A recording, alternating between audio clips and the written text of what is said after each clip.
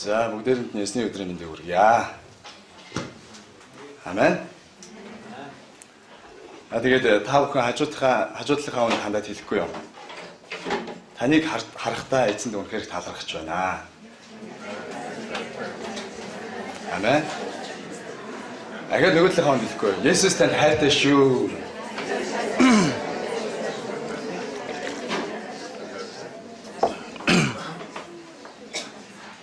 Харин би танаас асууя. Таны хувьд Есүс хэн бэ? Таны хувьд Бурхан гэж хэн бэ? Тэгээ өнөөдрийн бидний уншсан хэсэг бол Шинэ гэрээний Маркийн сайн мэдээний ном. Сайн мэдээний 4 ном болох Матай, Марк, Лук, Иохан гэх 4 номны хамгийн богинохон гэж нэрлэгддэг хэсэг байгаа. Тэгээд яг хоо Матай, Лук, Иохан гэдэг энэ 4 номны бүлгийг үзэх юм бол ингээд Матай 28 бүлэг, Марк 16 бүлэг, Лук 24 бүлэг, Иохан 21 бүлэг байх жишээтэй. Энэ хамгийн богинохон хэсэг нь өнөөдрийн бидний үзэж байгаа Марк номны хэсэг байна. Тэгвэл энэ Марк номны сайн мэдээний номны онцлог юу юм бэ? Бид нар бусад бүхий л сайн мэдээний номнуудыг үзэж байхад Есүсийн амьдрал, өсөж төрсөн баг болчир нас гээд үйлчлэл орсон цаг он жилүүд гээд бүхий л амьдралынх нь он жилүүдийг маш тодорхой өгүүлсэн мэт.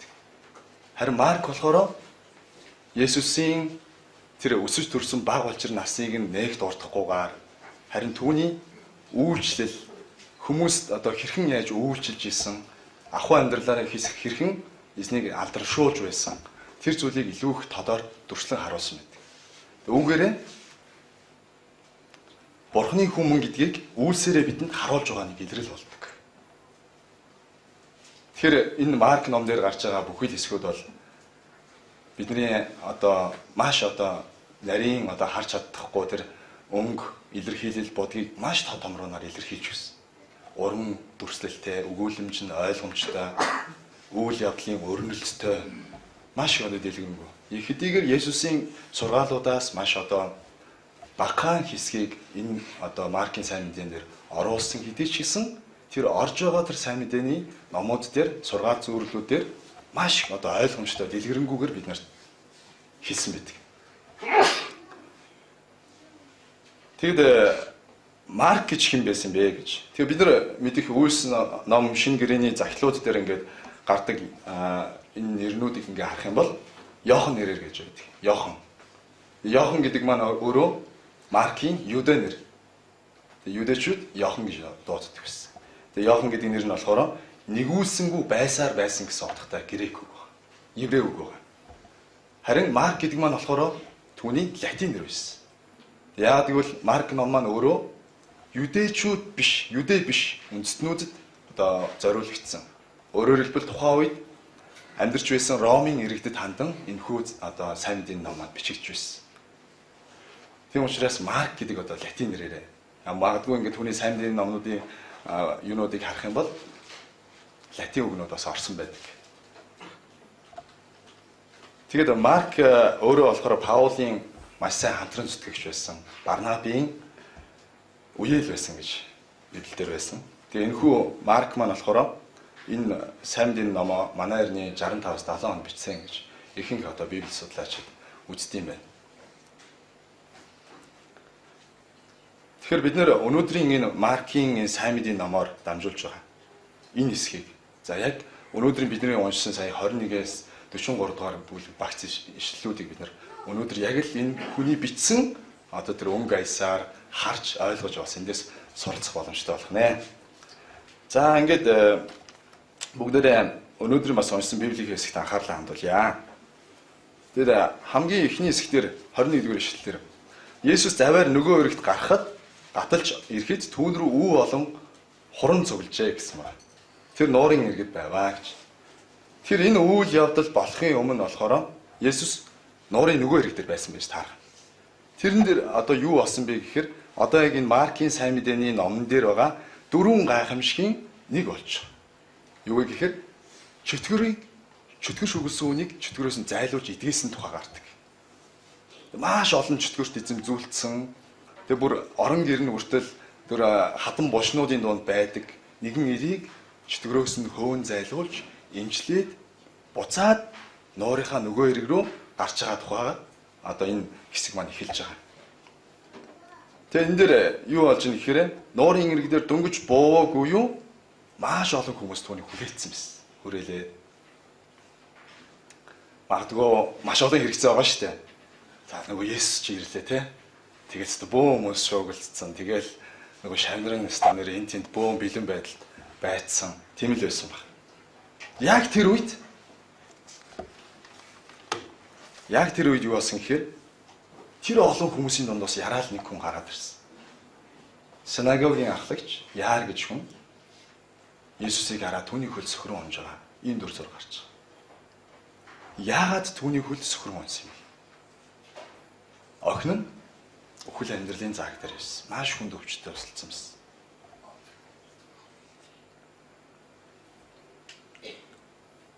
Тэгээд синагогийн ахлагч гэх юм бол бид нар бодох юм бол тухайн үедээ одоо элитүүдийн нэг байсан. Одоо маш эрх ямтай, эрх мэдэлтэй, одоо Санхедрин гэж тухайн одоо Юудын хэдийгээр Ромын одоо харьяат, Ромын одоо колони ус байсан хэдий ч гэсэн тухайн үндэстнүүдийг захирдаг ийм зөвлөл гэж байдаг байсан. Улс төрийн зөвлөл, иргэний шүүх, одоо альва ямар нэгэн үндэстэндээ хамаатай асуудлуудыг шийдэн хэлэлцдэг ийм зөвлөл гэж байдаг байсан.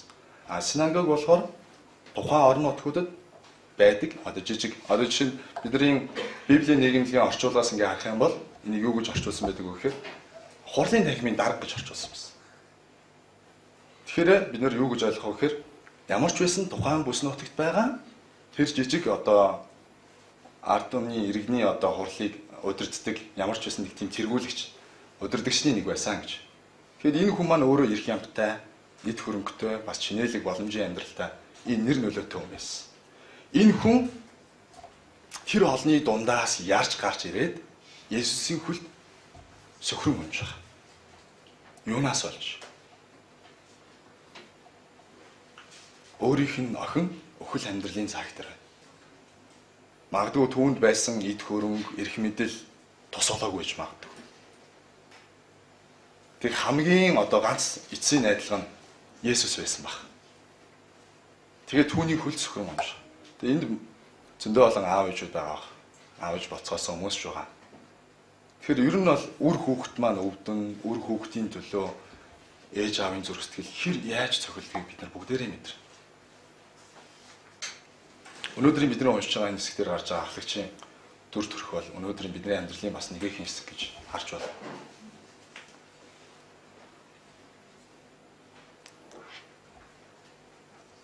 Тэгээ би чсэн нэгэн аав 3 хүүхэдтэй. Өөрөөр сайн мэдж байгаа. Тэгээд хүүхдүүд маань хүн дээр өвдөж твдүүлж байсан үе миний амьдрал бол маш олон байсан. Тэр үедээ эзэн рүү хандаж, эзний өмнө сохирч, эзнээс аврал тусламж гуйж исэн үе олон байсан. Тэгээд миний амьдралын хамгийн одоо бас нэг гайхамшигтай бөгөөд аимшигтай үе гэх юм уу? 2010 оны 12 сарын 24-ноос 2011 оны 3 сарын 26-ны хооронд болсон. Тэр үед юу болсон бэ гэхээр би аа болсон. Миний амьдралд үгээр хэлхийн аргагүй маш гайхамшигтай үе байсан. Би ингээд аа боллоо. Би ингээд эцэг гэж дуудуулж өрхийн тэргүүн боллоо. Өөрийнхөө гэр бүлийг ингээд авч явах нь дээ гэж бодож байсан. Маш гайхалтай байсан. Харин дараа нь юу болсон гэхээр хүүхэд маань хүн дээр өвдөөд эхнэр битээр сэхэний хаалгыг 3 сар сахиж өнгөрүүлсэн үе байсан. Энэ бол аимшигтай үе байсан. Энэ үед эмч нар юу гэж хэлжсэн гэхээр найдвар алгаа, найдвар барыг л алга. Одоо ер нь сэтгэлийн бэлтгэлтэй байгаараа. За олон ах ихч нар байсан, хамаатан садангууд байсан. Хоёр одоо залуу хүмүүс юм чинь сэтгэлийн бариараа дахиад өөрөө хөвчтэй болно. Гэхдээ хүмүүс тэгэж хэлж байна. Амархан хэлж чадна. Хэлэх нь амархан. Гэхдээ бид нар тэрийг хүлээж авч чадах болов. Хэцүү тийм ээ.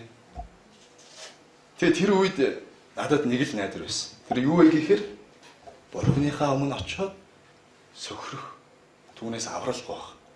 Ийм л найдлага байсан. Бурхан минь. Яагаад одоо миний амьдрал ийм зүйл болж байгаа юм бол? Та хөөхөн бяцхан охиныг бэлгэлчээд яагаад ингэ буцаагаад авах гээд байгаа юм бол? Бүх хүмүүс найдваргүй гэж байна. За яг хуу найдвартай байлаа гэхэд хүүхд чинь тархины 90 гаруй хувийн саажилттай юм чинь өрөөл татан хаал хүүхд болно. Баргийн чигтэн явуулсан хоёрт баг дээр гэж хэлж ирсэн. Зөвлөж ирсэн. Эмнэлгийн хүүтийн шалан дээр няра битээ, нялх битээ ихнэрээ аваад сэхэний алга сахиад сайн муу мэдээг сонсох нь мэддэхгүй өдөр хоногуудыг тарчилж өнгөрөөхдөө бит хоёр зөвхөн эзнэрөө л хандж байсан.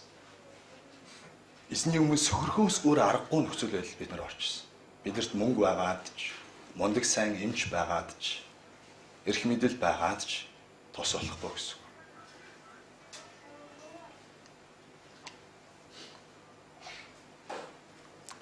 Тэгэхээр тэр үед бидний цорын ганц найдаж болох найдвар бол Бурхан л байсан.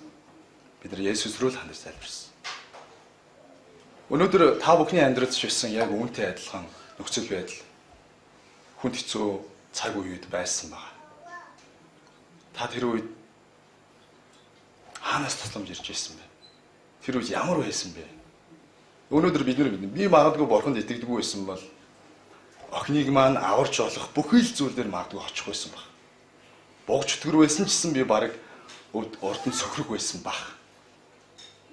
Өнөөдөр нийгэм дээр тусал болж ивэл бөөнч байна уу, ламанч байна уу, хинэнч байна уу? Ямар нэгэн арга замаар тэр хүний орд очоод өдөг сөхрөн гоохол байсан баг. Өнөөдөр бид нар тийм л нийгэмд амьдарч байгаа.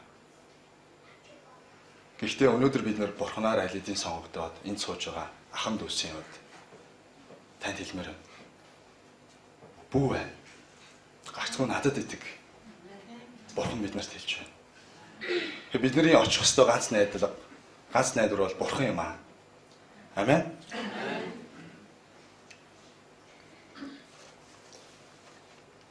Тэг ингээд үргэлжлүүлээд бид нар ингээ харах юм бол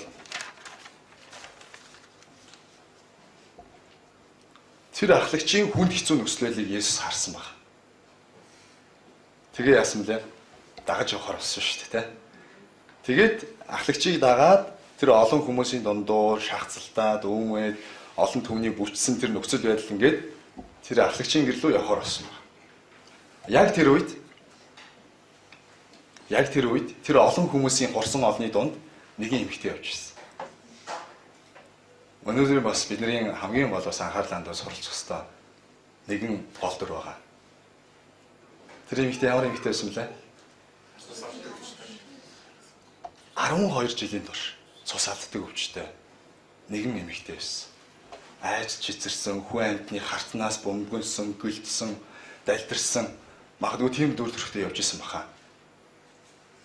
Тэр эмэгтэй Есүсийг харуулдаад тэр олны дунд дагаад явж ирсэн. Яагаад тэр эмэгтэй зүгээр л өвдсөн биш үү те?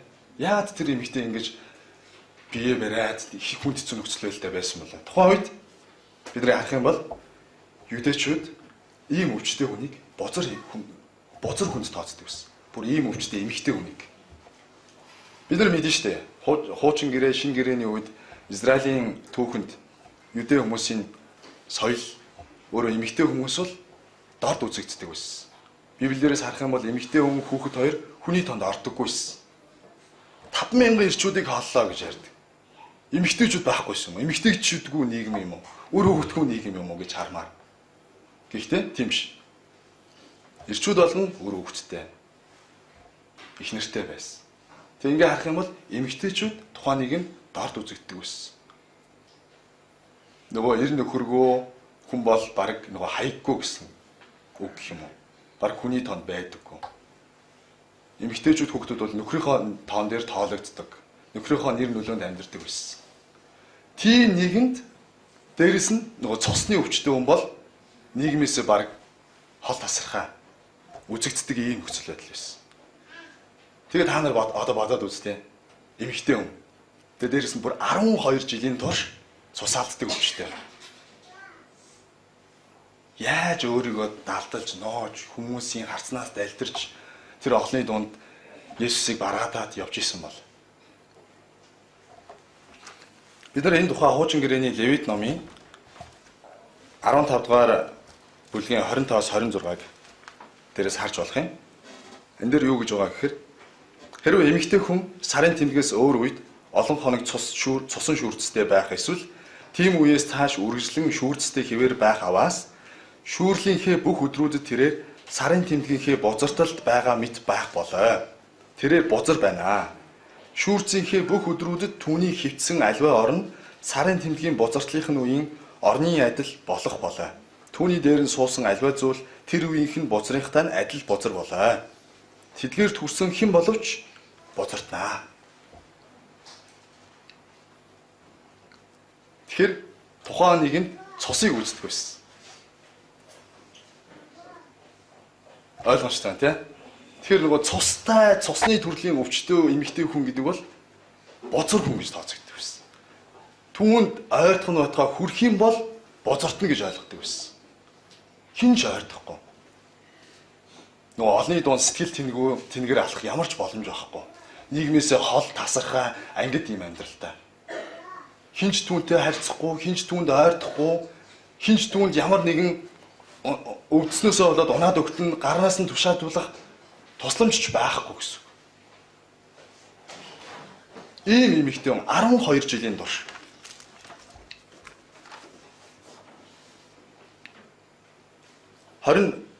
Марк номынхоо 5 дугаар бүлгийнхаа 26-27-г бид нар харах юм бол энэ эмэгтэйн талаар юу гэж хэлсэн гэхээр тэр эмэгтэй олон эмчийн гарт шаналж өөрт байсан бүхний зарцуулсан боловч юу ч тус болсонгүй. Харин ч улам мууджээ. Тэрээр Есүсийн тухай сонсоод хурсан олны дундуур түүний ард нь очоод хувцсанд нь хөрвөө гэж хэлсэн баг. Түүнд ямар итгэл байсан гэхээр, ямар найдлага байсан гэхээр Есүсийн л ядаж хувцсанд нь ч гэсэн хүрч хийсэн гэсэн найдлага байсан. Ядаж хувцсанд нь ч гэсэн би яаж иж байгаа л хүрчих юм бол эдгэрнэ гэсэн итгэл байсан, найдлага байсан. Өөр ямар ч найдвар түнд байхгүйсэн.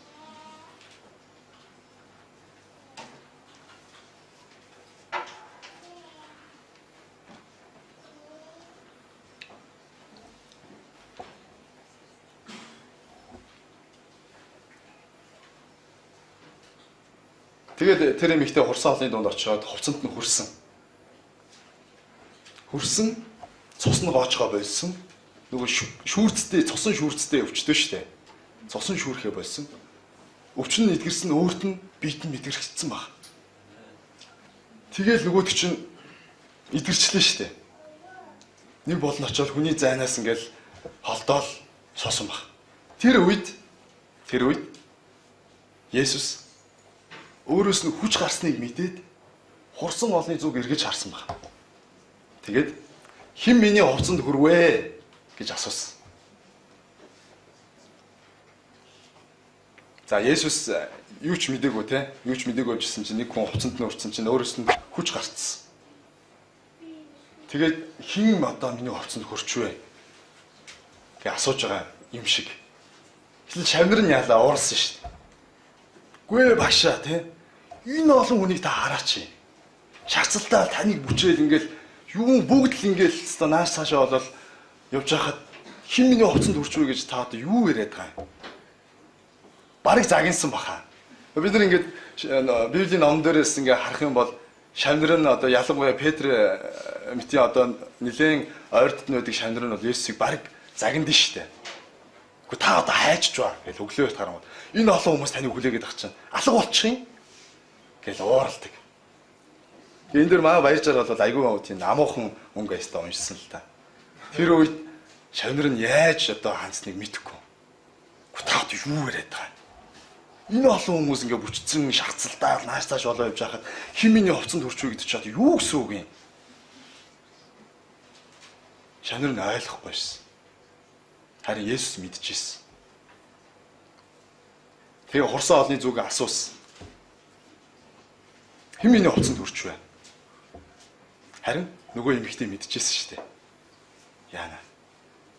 хэрэг биш лээ. Намайг мэдчихлээ. Би бол мэддэхгүй ингээл үлдчихье гэж бодож байсан баг. Тэгсэн чинь Есүс аль эзэн мэдсэн.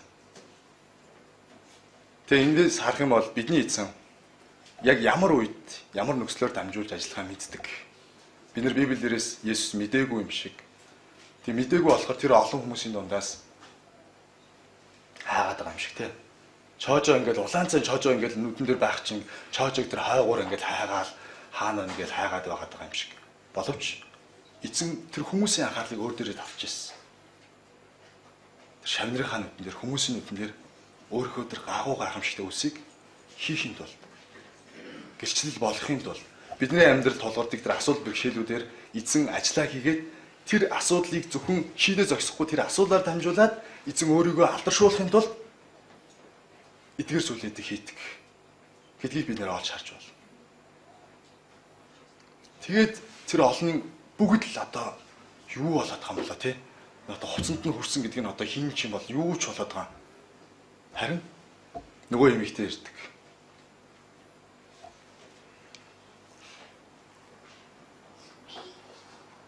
Тэгээ нөгөө эмэгтэй ирээд яад юу гэдэг вүлээ? Үгүй ээ. Үнэн учраа хэлж байгаа штэ. Ийм байсан гэ. Тэгээ би ингээд таны хувцсанд хүрсэн. Ингээд идгэрсэн. Тэр үед бүх хүмүүс тэр эмэгтэй рүү анхаарлаа хандуулж байсан. Юу болсныг бүгдийг нь сонсож байсан. Бүгдийг нь бүх үйл явц процессыг нүдээр харж байсан, чихээр сонсож байсан. Тэгээд сонсоод 31-р эшлэлээр юу гэж байгаа вэ? Есүс охин минь итгэлчин чамайг аварлаа. Амар тайван явж зовлонгоос ангиж ирэх тун гэж хэлсэн. Амен. Тэгэхээр аханд үсэ бидний амьдралд толгордог ямар ч зовлон бэрхшээлийг эзэн мэддэг. Баяр жаргалтай үед ямар сайн сайхан зүйл тохиолдонгууд эзэн бид нартай хамт байчаад зовлон бэрхшээл толгоронгууд эзэн биднийг орхиод явдаг гэсэн үг биш. Заримдаа бид нар бурхан минь бид нартай хамт байгаач, надтай хамт байгаач гэж залбирдаг. Аль эзэн бурхан тантай хамт байгаа гэдгийг бурхан Библиэр хэлсэн. Бурхан биднийг түүний нэрэнд итгэн хүлээн авсан тэр цаг мөчөөс мөнхөд хамт байх болно гэж хэлсэн. Амен. Тэгэхээр бидний бүх цаг үеүүдэд эзэн хамт явж байгаа. Энэ нөхцөл байдал ч гэсэн бид нартай хамт байдаг гэдгийг эзэн хэлж байна. Харин тэр бидний асуудал бэрхшээл шийдэгдэж цаг нь болоход эзэн тэр асуудлаар дамжуулт өөрийгөө гэрчилдэг гэдгийг энд хэлж байна. Тэгэхээр таны амьдралд байгаа ямар нэгэн асуудал бэрхшээл байгаа бол хэрвээ бүү байна. Гагцгүй надад итг гэж бурхан хэлж байна. Амен.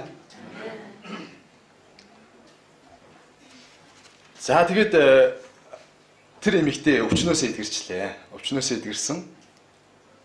Бүх хүмүүс тэнд хурсан цугларсан, бүх хүмүүс гайхаа, шагшраад, мэл гайхаад ингээд байж явах тохиол Есүс хаашаа явж илаа? Нөгөө синагогийн ахлагч Яирын гэрлүү явж ирсэн шүү дээ, уулна. Тэгээ замд нь нөгөө гинтийн зүйл тохиолдсон байхгүй. Тэгээд тэр олонний нөгөө хурцаараа бүх юм анхаарал нь тийшээ хандж байгаа хооронд синагогийн ахлагчийн гэрээс хүн ирсэн. Тэгээ юу гэж байгаа гэхээр 35 дугаар ишлэлээр хэлж байгаа байхгүй. Түүнийг ин айлдж байтал синагогийн ахлагчийн гэрээс хүмүүс ирж охинт нь үгсэн. Багшид төвөг удаад явах вэ гэж хэлж байгаа. Нөгөө ахлагч бол тэгэл нөгөө яараад байгаа шүү дээ уулнал. Хажууд нь яараад байгаа. Хэрнээ тэнд бас нэг зүйл болоод байгаа. Бас нэг гайхалтай зүйл болоод байгаа. Хин нэгний амьдрал. Тэгээд дээрэс нь үгсэн гэсэн мэдээг авсан. Одоо яг энэ мэдрэмж бол ямар байх вэ? Айгүй хэцүү байна. Хэдийгээр бид бурханд итгээд алхдаг ч гэсэн бурхан найдаж байгаа ч гэсэн яг энэ үед бидний махан бие сул дорой учраас яг энэ мэдрэмж гэдэг бол үнэхээр хүнд хэцүү байд гэдгийг та бүхэн мэдж байгаа. Яг тийм үед ирсэн. Гэтэл эзэн сонсоод 36 дугаар эшлэлээр бүү гагцгүй итг гэж хэлсэн. Тэгээ энэ гагцгүй итг гэсэн үг нь грек дээр нь харах юм бол итгэсээр бай гэсэн утгатай үг юм байл. Чи итгэсэн хэвээрээ л байгаарай. Анх ахлагч тэр санаагийн ахлагч итгээд Есүс дээр ирсэн. Тусламж гуйсан. Чи тэр итгэсэн итгэлээрээ хэвээрээ л байгаарай гэсэн утгатай үг юм байл. Тэгээ гагцгүй итэг гэж хэлсэн. Тэгээд Есүс Яаков, Петр, Яаковын дүү Йохан нарыг аваад синагогийн ахлагчийн гэрлөө явсан. За тэнд очиход нөгөө юу болж байгаа гэхээр бөөн уйлан хашгираан одоо чангаар орилж хашгирсан тийм хүмүүс байсан. Тэгээд энэ их сонирхолтой дүр зураг явагдана. Одоо та бүхэн хараарай. Тэнд очиход бөөн ууй гашуу болж байгаа. Тэгээд Есүс нөгөө шанартайгаа орсон. Тэгээд та нарт юунд уйлалтай байгаа? Тэр охин ч үхээгүй унтж байгаа гэж хэлсэн. Тэгсэн чинь нөгөө хүмүүс ч уйлжсэн хүмүүс чинь доог тохуу гэдээ инээлдэж эхэлсэн байна. Бид нар тэгж чадах болов. Тэгэхээр энэ хүмүүс нөгөө хүлсний хүмүүс аахгүй. Тухайн нөгөө Юдэ нийгэм дээр ямар нэгэн ууй гашуу болох юм бол хөлсөөр уйлж өгдөг, хөлсөөр одоо гашуудж өгдөг хүмүүс байдаг байсан байна. Их сонирхолтой. Тэг одоо хөлсөөр одоо нулимсныхаа дусал бүр нь мөнгөө л гэсэн үг баг. Тэг тийм хүмүүс байсан. Тэгээд яагаад гэвэл синагогийн ахлагч өөрөө жоох эрх мэдэлтэй, мөнгө биелэлжинтэй байсан учраас мэдээж олон хэмжээний ууй гашуудагч нарыг авчраад хөсөлж ичсэн бах гэж бодож. Тэгээд тэр хүмүүс байгаа гэсэн үг. Ер нь бол олон, маш олон хүмүүс байгаа. Тэгээд тэр хүмүүс Есүсийн үгийг сонсоод инээч доог тохойж гэсэн юу яриад байгаа. Тэ? Ализий үгтсэн. Тэгээд бид нэр Лук номын 8-ын 56 дээрээс харах юм бол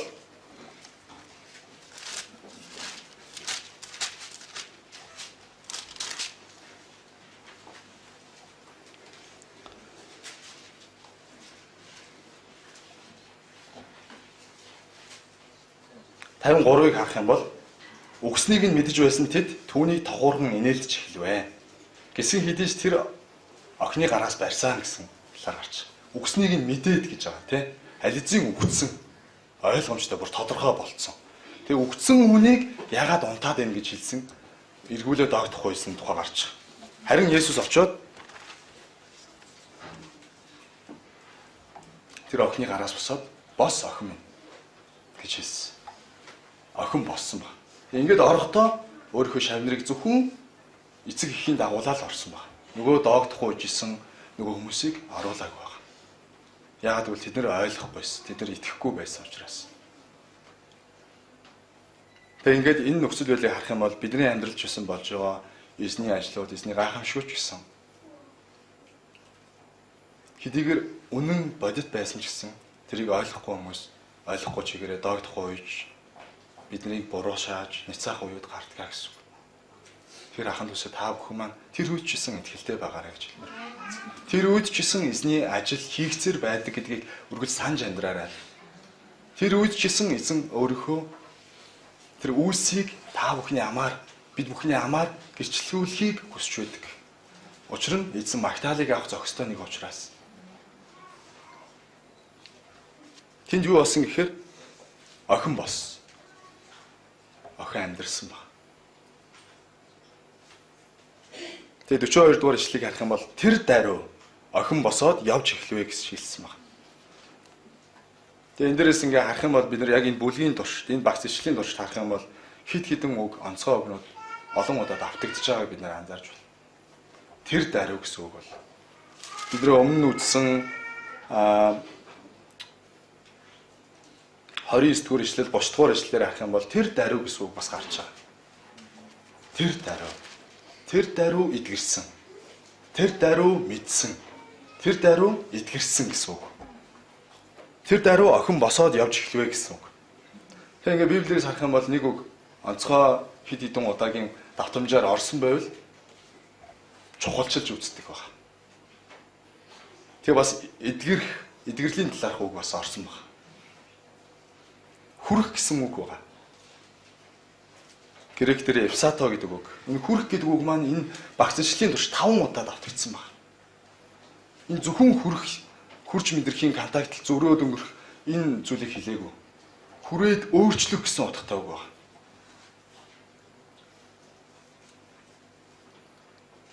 Эзэн хүрсэн. Бид нар хамгийн ихний ишлэгийг ингээ харах юм бол синагогийн ахлагч ирээд та охинд нь гар тавиач, хүрээч. Тэгэх юм бол тэр аврагдана гэж хэлсэн байна. Эдгэр аврагдана. Тэр эзэн Есүс Христ очоод охины гараас барьсан, охин бос гэж хэлсэн, охин босч ирсэн байна. Тэр эзэн биднийг бүү ээ. Итгэлээр энэ бүхэн, гарцгүй таны итгэлээр энэ бүхэн боломжтой гэж хэлж байгаа. Харин эзэн надад хүрэхгүйгээр энэ бүхэн биелээ болох боломжгүй маа гэдгийг энэ дээр бас хэлж байна. Тэр аханд үсэ өнөөдөр бидний амьдралд яг энэ итгэлийн амьдралч гэсэн эзний мотор бидний зүрх сэтгэл хүрэх ёстой. Эзний мотороор бидний амьдрал өөрчлөгддөг.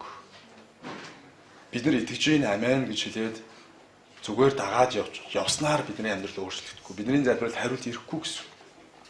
Бидний амьдралын нөхцөл бүхий л одоо нөхцөл дундчилсан эзэн бидний амьдралд хүрдэг.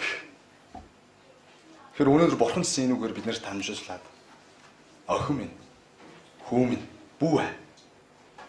Өвчтөө шаналтай ямар ч найдваргүй босомж үхэл амьдралын зааг дээр ирсэн ч гацгүй надад итгэе гэж хэлсэн. Итгэл чинь чамайг аврана, амар тайван болгоно гэж хэлсэн. Тэгэхээр бид нар эзэнд итгэж найдах нь юу юунаас чухлаа гэдгийг өнөөдрийн эзний үг бид нар сануулж байна. Өнөөдөр олон итгэгч нар эзэнд итгэлээ өчөж, итгэлийн замаар алхаж байгаа хэрнээ. Зүрх сэтгэлд нь эзний мотор хүрээгүй ч юм уу. Олныг дагаад, аялдан дагаад зүгээр л нэг хязгаарлагдмал итгэгч нартай болцсон байдаг. Өнөөдөр бид нар бас заримдаа өөрөө ч мэдлгүй тийм болох боломжтой гэж би бодсон. Би ч яг нэрээ тэгж байгаа юм биш байгаа. Би Библийг уншаал, эзэн залбирж ийн гэж залбираал явааддаг. Зүгээр л нэг шашны ёслол бол битийн зүйл болгоод үүлээд яваад байгаа юм биш байгаа. Би зүгээр л миний итгэлийн амьдрал зүгээр л энэ дөрөв ханаар хязгаарлагдсан ийм амьдралаар амьдраад байгаа юм биш байгаа гэж бодох болсон. Эзэн биднийг зүрх сэтгэлээ нэ надад итгэл найдвараа тавь. Тэгэх юм бол итгэл чинь чамайг аварна, амар тайван болгоно гэж хэлсэн. Тэгээ өнөөдөр бид нар итгэлийн амьдралаар алхсан ч гэсэн бидний зүрх сэтгэл амар тайван биш байх олон байдаг. Яг л биднийг доогдох үйж байгаа энэ үгэнлэр доогдох үйж байгаа тэр олон шиг энэ нийгмийн хүмүүсийн нөлөөнд автаж нийгмийн хүмүүсийн үг үйлдэл анхаарлаа хандуулж тэр хүмүүсийн нөлөөнд автах үе биднэрт олон байдаг. Тэгэхээр яг энэ үед эзэн биднэрт хэлж байгаа. Бүү ээ. Гацгүй надад итгэ. Амен. Таавартай хандад хэлэхгүй юу? Бүү ээ. Гацгүй надад итгэ. Эзнээс өөр ямар ч найдвар байхгүй. Эзнээс өөр ямар ч найдлага байхгүй.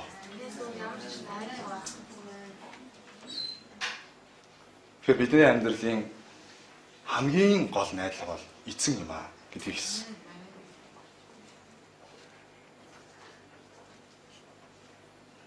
Тэгээ бид нар хамгийн сүүлийн ишлэгийг ингээ харах юм бол тэр энэ тухай хинч мэдэх ёсгүй гэж тэдэнд хатуу сануулад охинд идэх юм өгөө гэж хэлсэн. Эзэн яагаад хинч бити хинч мэдэх ёсгүй шүү гэж хэлсэн юм бол эзэн яагаад гэвэл энэ дэлхий дээр хин нэгнийг идгээж амьлуулах гэж ирээгүй. Бурхны хаанчлалыг биднэрт зааж тунхаглаж бидэнд үйлчлүүлэхийн тулд биш, үйлчлэхийн тулд ирсэн. Эзэн бидний гим нүглийг өөртөө өөрч загалмаа дээр цовдлогдож гим нүглийн төлөөсийг төлөхийн тулд ирсэн.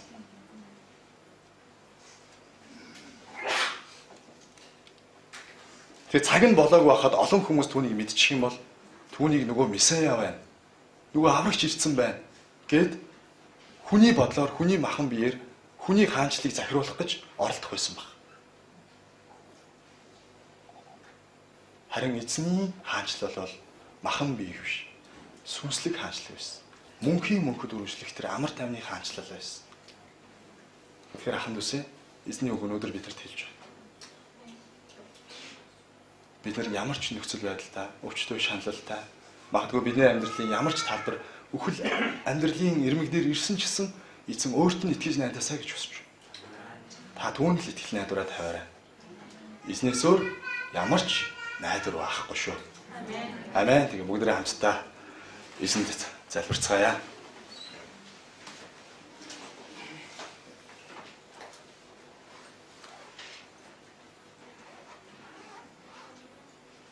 Баярлалаа гайхамшигтай төгсөгчд бурхан эцэг минь. Өнөөдөр бид нарчсан таны өмнөрөө таны үгнээс суралцж байна. Тэнгэр газар, тэнгис талаа, түүнд оршигч бүх зүйлийг бүтээсэн эзэн бурхан минь.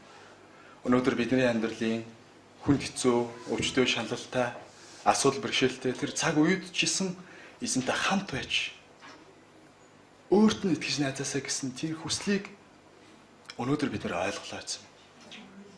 Эзэн минь бүх зүйлийн эцэст цорын ганц найдвар нь эзэн та гэдгийг бид нар өнөөдөр ухаарч авлаа эзэн. Эзэн минь та биднэрт тусалж та биднийг хүнд хэцүү цаг үеэрч баяр баясгалантай амар тайван цаг үеэрч эзэн та биднийг хөтлөн дагуулдаг гэдгийг бид нар ойлгож авлаа. Эзэн бидний амьдрал эзэн та тусалж